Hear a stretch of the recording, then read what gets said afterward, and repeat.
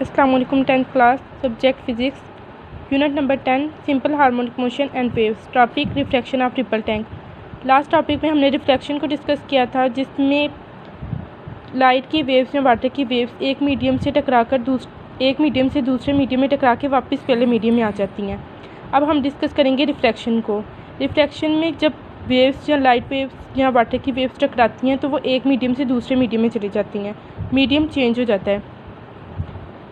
इसमें एक तो मीडियम चेंज हो जाता है, दूसरा एंगल भी चेंज हो जाता है। और हमने जो रिफ्लेक्शन है उसमें पढ़ा था कि एंगल सेम रहता है, एंगल ऑफ इंसिडेंस इक्वल होता है एंगल ऑफ रिफ्लेक्शन के, तो इसमें एंगल चेंज हो जाएगा। अब हम एक एग्जांपल लेते हैं, जैसे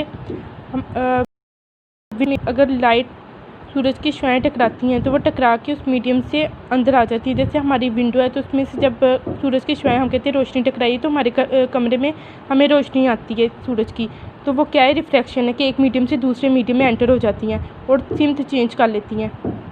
अब यहाँ से लाइट वेव्स टकरा के ये चेंज होकर दूसरे मीडियम में चली गई और इनका एंगल भी चेंज हो जाएगा। पहले एंगल यही था, फिर उसके बाद ये हो गया। ये angle of incidence angle of reflection से चेंज होगा। और ये किस पे डिपेंड करता है, लैम्डा पे डिपेंड करता है, मतलब वेवलेंथ पे। वेवलेंथ किसके क्या होती है, distance between two consecutive crust centre of का हम क्या कहते हैं, वेवलेंथ कहते हैं। और वेवलेंथ डेप्थ पे और मीडियम चेंज इस पे डिपेंड कर रही है। ये टू कंसेक्टिव क्रस्ट का जो डिस्टेंस है वो वेवलेंथ है हमारे पास। अब हम इसकी बुक से एग्जांपल देखते हैं। यहाँ ये हमने एक ब्लॉक है, इस ब्लॉक को हमने रिपल टैंक में रखा है, ठीक है। रिपल टैंक में हम एक ब्लॉक को रखेंगे, ठीक है, उसमें हम सबमर्ज करवाएंगे रिपल टैंक में ब्लॉक को। यहाँ पर हमारे पास क्या स्ट्रेट वेव जनरेट हो रही है। जब हम मोटर को ऑन करेंगे तो वहाँ पर स्ट्रेट वेव बनना शुरू हो जाएंगी। यहाँ पर हमारे पास डीप वाटर है रिपल टैंक में, उसके बाद यहाँ पर हमारे पास शैलो वाटर है, यानी स्लो स्पीड है। यहाँ पर वेव फ्रंट्स है। यहाँ पर एक हमारे पास बाउंड्री है डीप और शैलो वाटर के दरमियान में। अब जब हम लोग मोटर को ऑन करेंगे तो जो वेव्स जनरेट हो रही हैं वो पहले स्ट्रेट वेव्स जनरेट हो रही हैं। वो क्या करेंगी कि वो डीप वाटर से शैलो वाटर में जाएंगी, तो यहाँ से वो क्या करेंगी, टकरा जाएंगी। और टकराने के बाद वो एक मीडियम से दूसरे मीडियम में एंटर हो रही हैं, साथ में उनकी सिम्स भी चेंज हो रही है, यानी वो रिफ्लेक्ट कर रही हैं। तो इसे हम क्या कहेंगे, रिफ्लेक्शन कहेंगे वाटर वेव्स की। स्पीड ऑफ वाटर वेव्स हैं वो वाटर की डेप्थ पे डिपेंड करती हैं, और ये ज़्यादा गहरे पानी से कम गहरे पानी में दाखिल होते हुए इनकी स्पीड क्या हो जाती है, कम हो जाती है। जब शैलो वाटर में वाटर वेव्स एंटर होती हैं तो इनकी वेवलेंथ क्या हो जाती है, डिक्रीज हो जाती है। और but the frequency of the water waves remains the same in both parts of water. लेकिन इनकी फ्रीक्वेंसी दोनों वाटर की दोनों पार्ट्स में क्या रहती है, सेम रहती है, क्योंकि वाइब्रेटर की फ्रीक्वेंसी के इक्वल होती है ये। अब जब यहाँ से वेव्स टकराने के बाद वो यहाँ से रिफ्लेक्ट हो गई हैं, दूसरे मीडियम में चली गई हैं। तो यहाँ पर जो एंगल बन रहा था एंगल ऑफ इंसिडेंस था, और ये क्या है, एंगल ऑफ रिफ्लेक्शन, यानी टकराने के बाद जो एंगल बना, ये दोनों एंगल चेंज हो जाएगा। पहले यहाँ पर था, उसके बाद ये चेंज हो गया, तो यहाँ पर हम क्या कहेंगे, एंगल भी चेंज हो जाता है और मीडियम भी चेंज हो जाता है। ये हमारे पास क्या रिफ्लेक्शन है कि पानी के जो वेव्स ऑफ वाटर है वो अपना रास्ता चेंज कर लेती हैं, उसे हम क्या कहते हैं, रिफ्लेक्शन कहते हैं। According to book, when a wave from one medium enters into the second medium at some angle, its direction of travel change। यानी जब वेव एक मीडियम से दूसरे मीडियम में एंटर होती हैं तो इनकी डायरेक्शन क्या हो जाती है, चेंज हो जाती है, और उसके बाद एंगल भी चेंज हो जाता है। अब हम डिस्कस करते हैं डायफ्लेक्शन ऑफ ट्रिपल टैंक। डायफ्लेक्शन क्या है, फॉर एग्जांपल अब हमने यहाँ पर दो रुकावटें रख दी हैं, एक रुकावट ये रखी, एक रुकावट ये रखी है।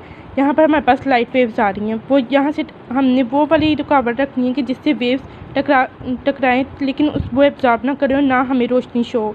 अब यहाँ से वेव्स टकराएंगी ना तो हमें रोशनी शो नहीं होगी, लेकिन अगर इनके दरमियान जो स्पेस है, ये स्लिट है, यहाँ पर जो स्पेस है, जब यहाँ से रोशनी टकराएगी, लाइट वेव्स आएंगी तो वो क्या करेंगी कि पहले यहाँ से स्ट्रेट फॉर्म में आके तो वो क्या होंगी, सेमी सर्कल फॉर्म में चेंज हो जाएंगी, ऐसे सेमी सर्कल बनाएंगी। ये हमारे पास क्या है, इसे हम क्या कहेंगे, डायफ्लेक्शन कहेंगे। मीन वेव्स का कॉर्नर से या किसी भी टकराने के बाद वेव्स का जो चेंज हो जाना, बेंड हो जाना, उसे हम क्या कहते हैं, डायफ्लेक्शन कहते हैं। द बेंडिंग और separating of waves around the sharp edge और कॉर्नर्स ऑफ ऑब्स्टेकल्स और स्लिट्स इज कॉल्ड डायफ्लेक्शन। यानी जहाँ से कॉर्नर से टकराई और उसके बाद वो बेंड हो गई, वो हमारे पास क्या है, डायफ्लेक्शन है। अब ये किस पे डिपेंड करते हैं कि अगर जो टू ऑब्स्टेकल्स के दरमियान जो डिस्टेंस है वो अप्रोक्सीमेटली वेव की वेवलेंथ के इक्वल होना चाहिए। अब बुक से हम एग्जांपल ले लेते हैं। Deflection of water waves. Ripple tank में हमने ऑब्स्टेकल्स को रखा है, ट्रिपल टैंक में हमने 2 ऑब्स्टेकल्स को रखा है और इनके दरमियान में सेपरेशन है, ठीक है, यहाँ पर स्लिट है। तो ये 2 ऑब्स्टेकल्स प्लेस किए हमने।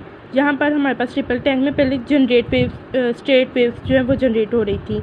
यहाँ पर हमारे पास स्ट्रेट वेव्स थी, ठीक है। अब जो वेव्स हैं वो इनसे ऑब्स्टेकल से टकराएंगी। टकराने के बाद वो क्या करें, वो यहाँ से इनसे टकराएंगी तो उन पर कोई असर नहीं पड़ेगा। हमने वो वाली वेव्स लेनी है कि जो चीज़ वो वाली लेंगे जो उसके लिए रुकावट का काम करे। तो ये हमारे पास ऑब्स्टेकल्स क्या रुकावट है, ठीक है। यहाँ से वेव्स टकराई हैं, उसके बाद यहाँ पर जो दरमियान में इसके डिस्टेंस था, फासला था, जब यहाँ से वेव टकराई तो वो बेंड हो गई। इसके कॉर्नर से टकराने के बाद जो वेव्स बेंड हो जाएंगी तो वो सेमी सर्कल की फॉर्म में हो जाएंगी।